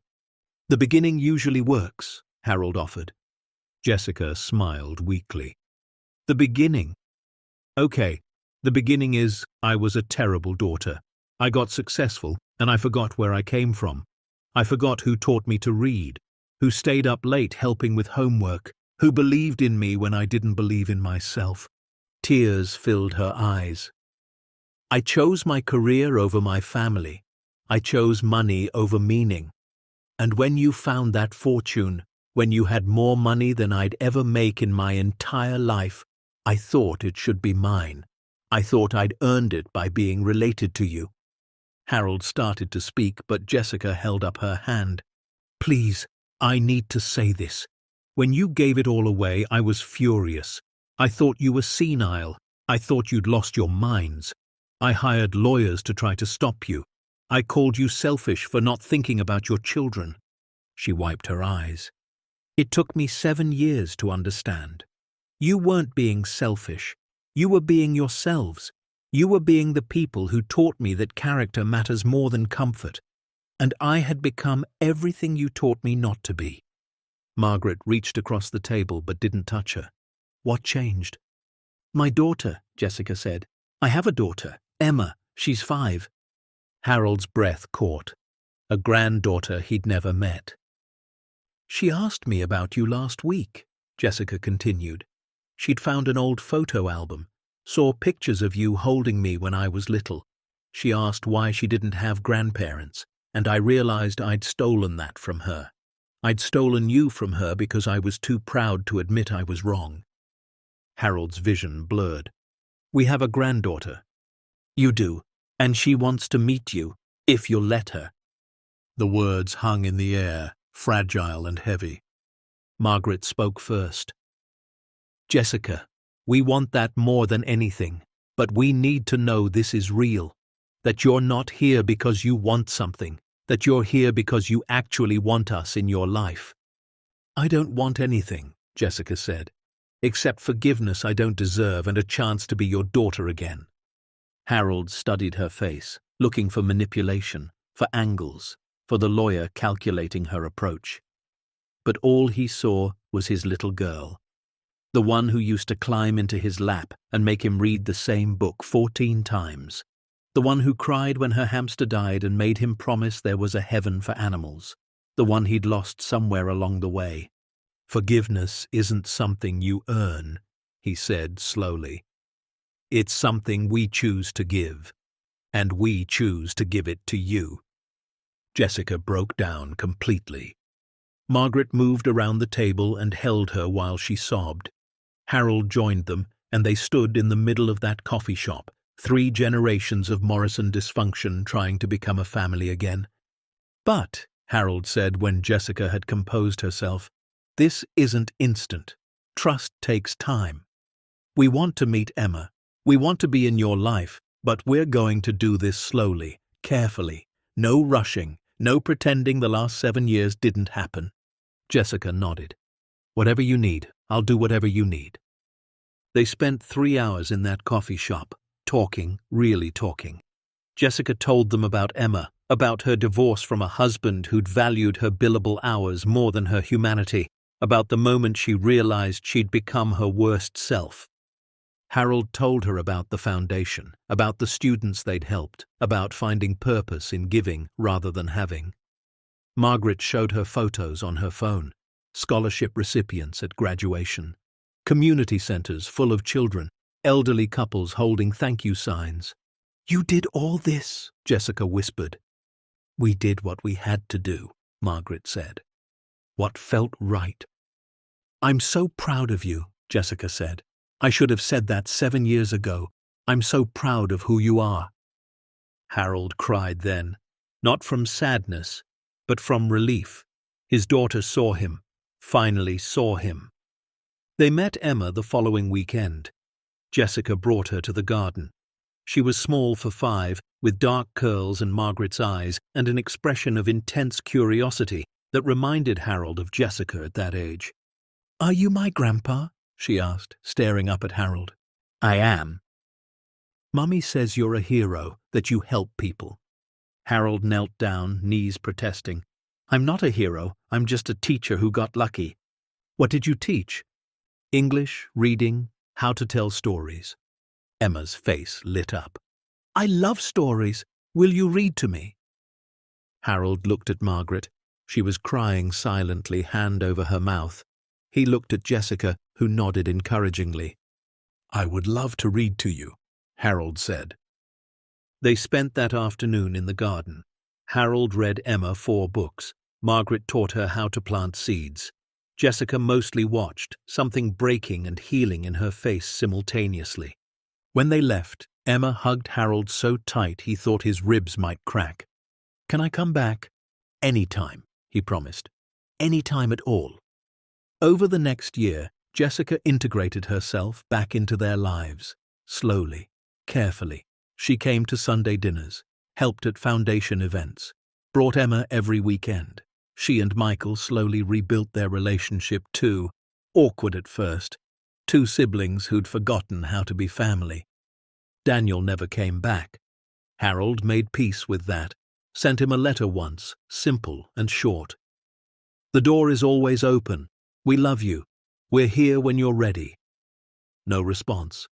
Maybe there never would be. But Harold had learned you can't force people to heal. You can only be ready when they decide to try. The Foundation's 10th anniversary approached. Patricia suggested another gala, bigger this time. Harold resisted. "We're too old for parties," he grumbled. "You're 79, not dead," Patricia shot back. "And this isn't about you. It's about the work. It's about showing donors what their money created." She was right. The gala was scheduled for October 15th to be held in the largest community center the Foundation had built, the one in Millbrook that could hold 500 people. But Harold's health had been declining. Nothing dramatic, just age creeping in. His heart, never quite right since the surgery years ago, was growing weaker. His doctor wanted him on more medication, less stress. Margaret fretted constantly. "Maybe we should scale back," she suggested one evening. "Let Patricia run more of the day-to-day operations." "I'm not ready to step away." "Harold, you're exhausted. I see it. You fall asleep in your chair every afternoon. You forget things. You're not 25 anymore." "I know how old I am," he snapped, then softer. "I'm sorry.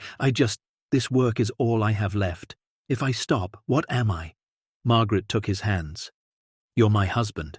You're a father and grandfather. You're a man who changed thousands of lives. The work doesn't define you, Harold. You define it." 2 weeks before the gala, Harold collapsed in the garden. Michael found him, unconscious among the tomato plants, and called 911. Margaret rode in the ambulance, holding Harold's hand, praying to a God she'd stopped believing in years ago. At the hospital, the doctor was gentle but firm. "His heart is failing. We can manage it with medication, but he needs rest, real rest. No stress, no 12-hour days. Or we're looking at months, not years." Harold woke to find his entire family surrounding his bed. Margaret, face swollen from crying.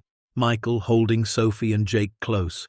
Jessica, with Emma asleep in her arms. Even Patricia was there, laptop closed for once. "You scared us," Margaret whispered. "Scared myself," Harold admitted. His voice was weak, raspy. "What did the doctor say?" They told him. He listened quietly, processing. When they finished, he looked at each face. His family. His strange, broken, healing family. "I need to make some changes," he said. "Damn right you do," Patricia said. "You're stepping down as director. I'm taking over daily operations. You can stay on the board, consult when you want, but the 16-hour days are done." Harold started to protest. "Dad," Michael interrupted, "please, we just got you back, all of us. Don't leave us because you're too stubborn to slow down." "Grandpa," Emma's small voice piped up. She'd woken. "I need you to teach me more stories." Harold's resistance crumbled. Okay, I'll step back." The gala went on as planned. Harold attended in a wheelchair, which he hated, but Margaret insisted. Patricia gave the main speech, talking about the foundation's growth, its impact, its future. Then she did something Harold didn't expect. 10 years ago, Harold and Margaret Morrison made a choice. They found a fortune and gave it away, not for recognition, not for tax breaks, not for anything except the belief that helping others was the right thing to do. That choice has changed 3,467 lives directly. But the real number is incalculable, because every student we helped will help others. Every teacher we supported will teach thousands more kids. Every elderly person we saved from bankruptcy will live with dignity and maybe inspire their own grandchildren to be kind. She paused. Harold and Margaret are stepping down from daily operations, but their legacy, their mission, their heart, that's the foundation's forever. And tonight, I'm honored to announce that we've secured enough funding to continue this work for the next 50 years. Regardless of what happens to any of us, the Whitmore Marshall Foundation will keep changing lives long after we're gone. The room erupted in applause. Harold wiped his eyes. Margaret squeezed his hand. Emma climbed into his lap, careful of the IV still taped to his arm, and whispered, "Are you happy, Grandpa?" "So happy," he whispered back. "So very happy." The next 2 years were the quietest of Harold's life, and somehow the fullest. He and Margaret settled into actual retirement. Mornings in the garden, afternoons reading, evenings with grandchildren, both Michael's kids and Emma, who visited constantly now. Jessica had transformed. Not overnight, not dramatically, but steadily. She'd cut back her hours at the firm, started volunteering at a legal aid clinic, brought Emma to foundation events and taught her about giving back. One day she pulled Harold aside. "I'm leaving the firm," she said. "Going to work for a non-profit that helps low-income families with legal issues. The pay is terrible, the hours are long, but it feels right. It feels like something you'd be proud of." Harold hugged her. "I've always been proud of you, even when we were apart. You're my daughter. That never changed. I wasted so much time. Then don't waste any more." Michael had transformed too. He'd started his own scholarship fund, smaller than the foundation, but focused on kids interested in technology. Worked with Harold to review applications. Brought Sophie and Jake to help stuff envelopes and sort donations. One Saturday, while they worked together, Michael asked, "Dad, do you have regrets about giving the money away?" Harold thought carefully. "No, but I regret that it took a fortune to bring our family back together. I wish we'd found each other sooner, without needing crisis or windfall." "Me too," Michael said quietly. "But maybe we needed the crisis. Maybe some people only wake up when they almost lose everything." Harold nodded. "Maybe so." The foundation thrived under Patricia's leadership. She was fierce, efficient, and carried forward Harold and Margaret's vision while expanding in ways they'd never imagined. Partnerships with other foundations, government grants, corporate sponsorships that actually aligned with their values. By year 12, they'd helped over 5,000 students attend college, supported over 2,000 teachers, paid medical bills for over 1,000 elderly people, built 23 community centers across 4 states, and the stories kept coming. Letters, photos, videos, a young man who'd become a civil rights lawyer, a woman who'd started a school in her home country, a teacher who'd created a nationwide literacy program. Every single one touched by Harold and Margaret's decision to give rather than keep. Harold kept every letter. The wall in his study had expanded to 3 walls, floor to ceiling, covered with proof that one choice could echo across thousands of lives. One afternoon, while organizing the letters, Harold found one that stopped him cold. It was from a student named Marcus, one of the first 20 scholarship recipients. He'd graduated medical school and was now working in rural Appalachia, providing healthcare to communities without access. "Dear Mr. and Mrs. Morrison," it read, "I'm writing from a clinic I opened last month in the town where I grew up, the same town where my family couldn't afford to send me to college, the same town where I thought my dreams were impossible. Because of your scholarship, I became a doctor. Because I became a doctor, this clinic exists. Because this clinic exists, 300 families now have healthcare they couldn't afford before. You didn't just change my life, you changed my entire community. I name this clinic the Whitmore Morrison Free Clinic after the legacy you're building. Thank you for believing in a kid nobody else saw. I see them now too, and I'm helping them the way you helped me. With gratitude and love, Dr. Marcus Williams." Harold sat down hard, the letter shaking in his hands. Margaret found him there an hour later, still holding it, tears streaming down his face. "What's wrong?" she asked, alarmed. "Nothing's wrong," he managed. "Everything's right. Maggie, look at this."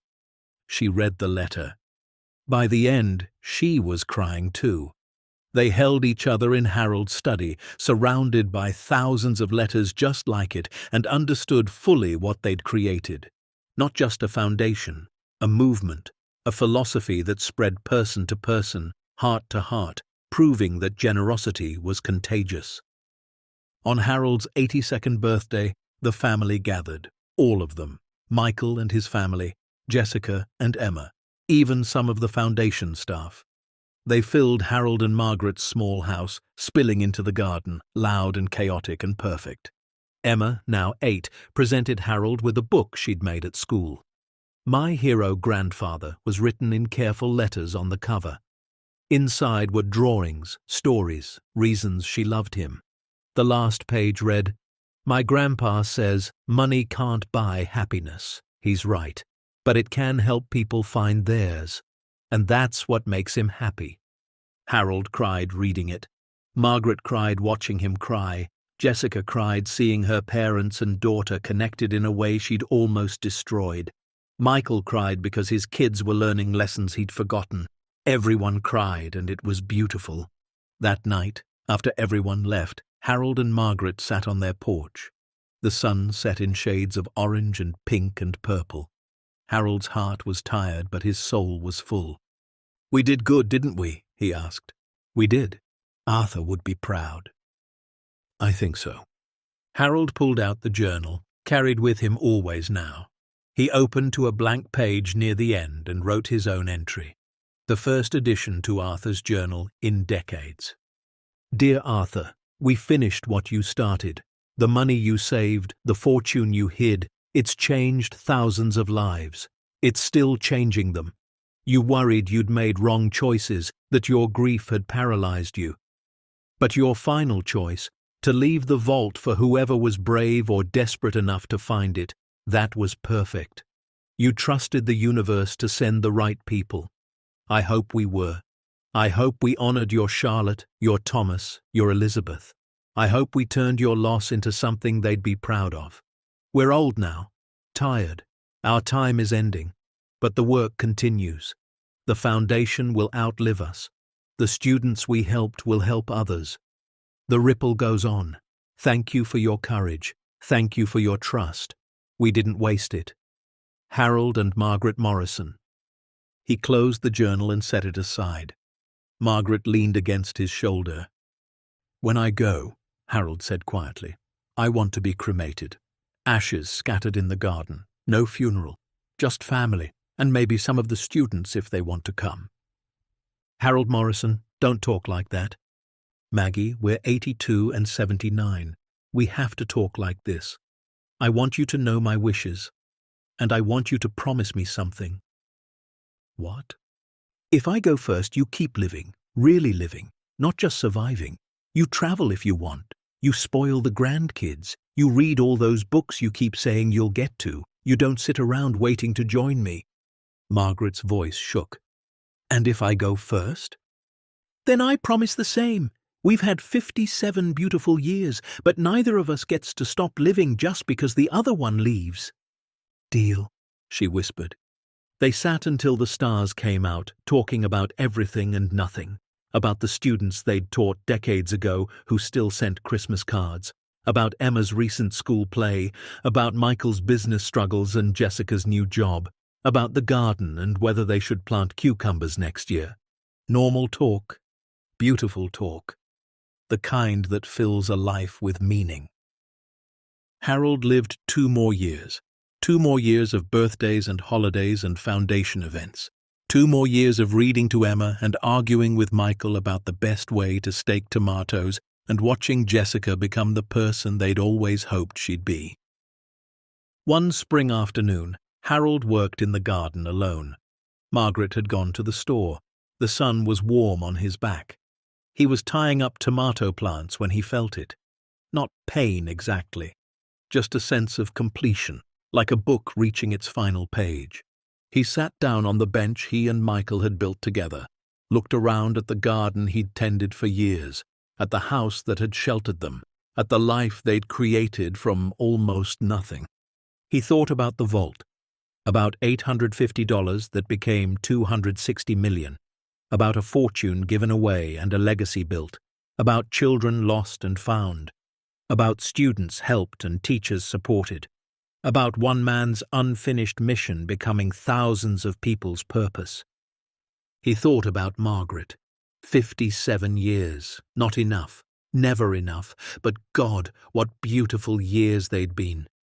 He closed his eyes, feeling the sun, hearing birds, smelling earth and growing things. When Margaret came home 20 minutes later, she found him there. Peaceful, still. A faint smile on his weathered face. He died quietly as he'd lived, without drama or fanfare. Just a heart that had worked hard for 84 years, finally deciding to rest. The funeral was exactly what he'd wanted. Small, family, some students. They scattered his ashes in the garden he'd loved, among the tomato plants and marigolds and the oak tree that had sheltered their home. Maria the nurse came. David the teacher came. Frank, whose wife's cancer bills they'd paid, came in a wheelchair, crying openly. And students came, dozens of them, people Harold had never met, but whose lives he'd changed. They told stories about finding scholarship letters that changed their paths, about teachers who stayed in classrooms because the foundation made it possible, about grandparents who kept their homes because someone cared enough to help. Patricia spoke last. Harold Morrison gave away $260 million, but that's not his legacy. His legacy is proving that one person's choice to be generous can inspire thousands of others to do the same. He didn't just change lives. He changed how we think about wealth, about success, about what it means to live well.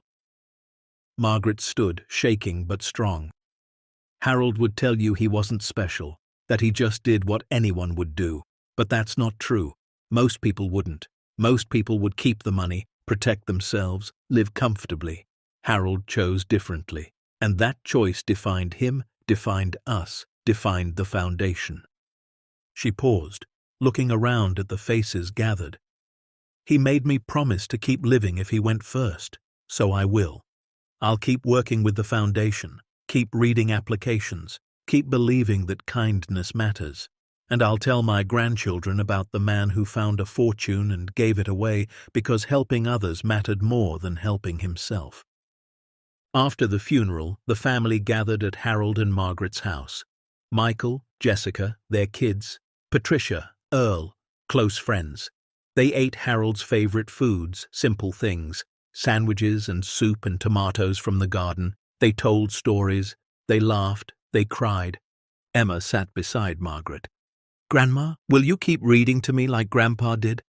"Every single day," Margaret promised. "And will you tell me stories about him?" "So many stories you'll get tired of hearing them." "I won't," Emma said seriously. "I'll never get tired." Margaret lived 4 more years, 4 years of continuing Harold's work, of being grandmother to Emma and Sophie and Jake, of watching Jessica and Michael become the parents they'd raised them to be.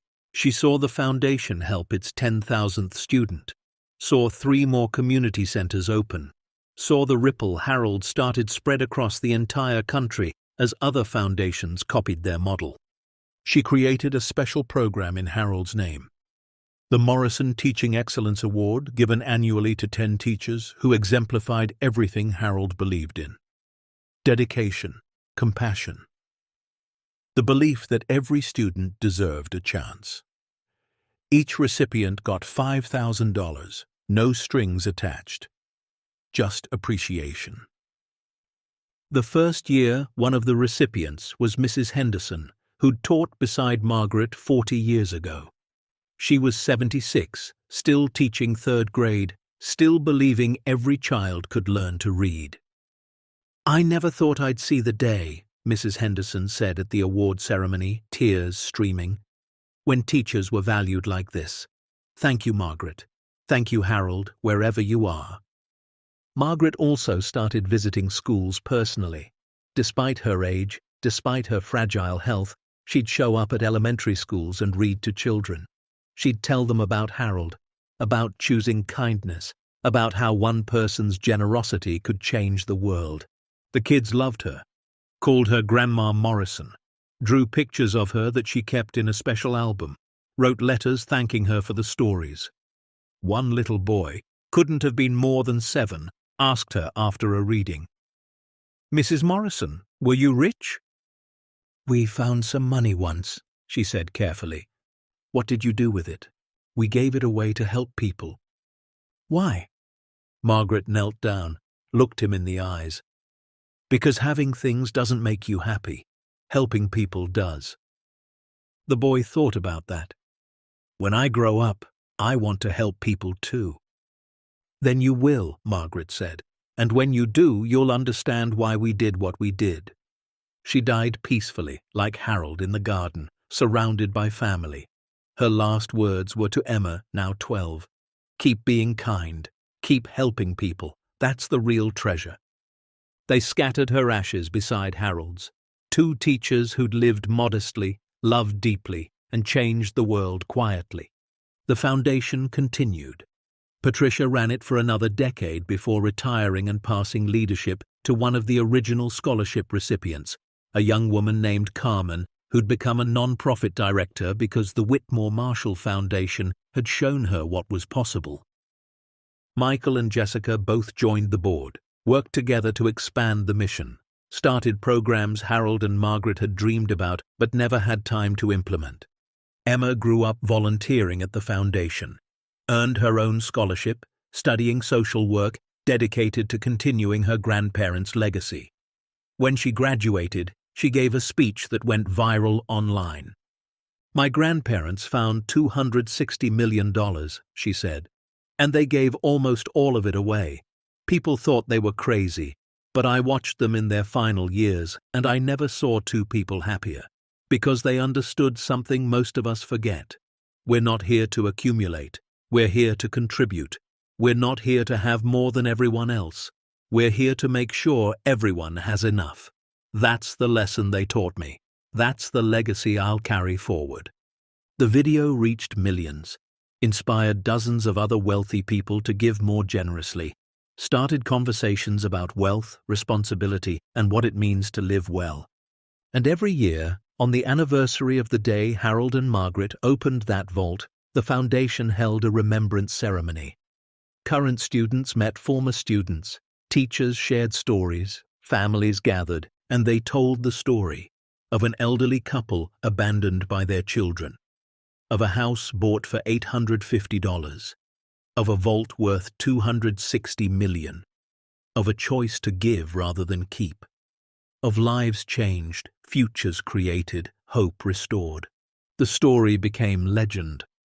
But the legend was true, because sometimes the greatest treasures aren't the ones we find, they're the ones we give away. Sometimes family isn't who you're born to, but who shows up when it matters. Sometimes wealth isn't measured in bank accounts, but in lives touched, in kindness shown, in legacy built. Harold and Margaret Morrison taught thousands of students during their teaching careers. But their final lesson, the one taught through giving away a fortune, reached millions.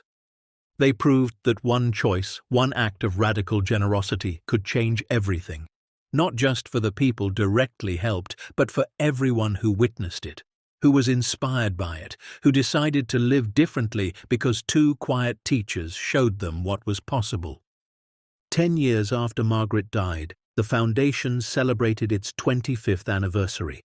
Over 50,000 students helped, 15,000 teachers supported, 5,000 elderly people saved from bankruptcy, 89 community centers built across 12 states. And in the main community center in Millbrook, the one built on the site of the old stone mansion, now donated to the Historical Society, there was a plaque. In memory of Harold and Margaret Morrison, teachers who showed us that wealth isn't what you have, but what you give. And in memory of Arthur James Whitmore, whose hidden fortune became a found legacy. May we all have the courage to choose generosity over comfort, purpose over possession, and love over everything else. Beneath it, a photo. Harold and Margaret in their garden, surrounded by grandchildren, smiling, covered in dirt from planting, looking happier than any millionaires ever had. Because they'd learned the secret, the one most people never figure out. That true wealth isn't found in vaults or bank accounts or investment portfolios. It's found in the lives you touch, the people you help, the love you give, the legacy you leave. Harold and Margaret Morrison were abandoned by their children, bought a house for $850, found $260 million, and gave almost all of it away. And in doing so, they became richer than they'd ever dreamed possible. Not in money, in meaning, in purpose, in proof that one person's choice to be generous can echo across generations, changing lives forever. Anyone can find treasure if they're brave enough to look, but it takes real courage to give it away, to trust that helping others matters more than helping yourself, to believe that the greatest legacy isn't what you leave to your family, but what you leave to the world. As the sunset painted the Millbrook sky in shades of gold and fire, children played in community centers Harold and Margaret had built. Students studied with scholarships they'd funded. Teachers taught in classrooms they'd supported. Elderly people slept peacefully in homes they'd saved. And somewhere, maybe, Harold and Margaret watched together, hands clasped, knowing they'd finished what Arthur started, knowing they'd chosen right, knowing their lives had mattered. The end. Up next, 2 more incredible true stories that will restore your faith in humanity. Click now to keep discovering what's possible when kindness leads the way. And don't forget to hit subscribe if you believe generosity can change the world.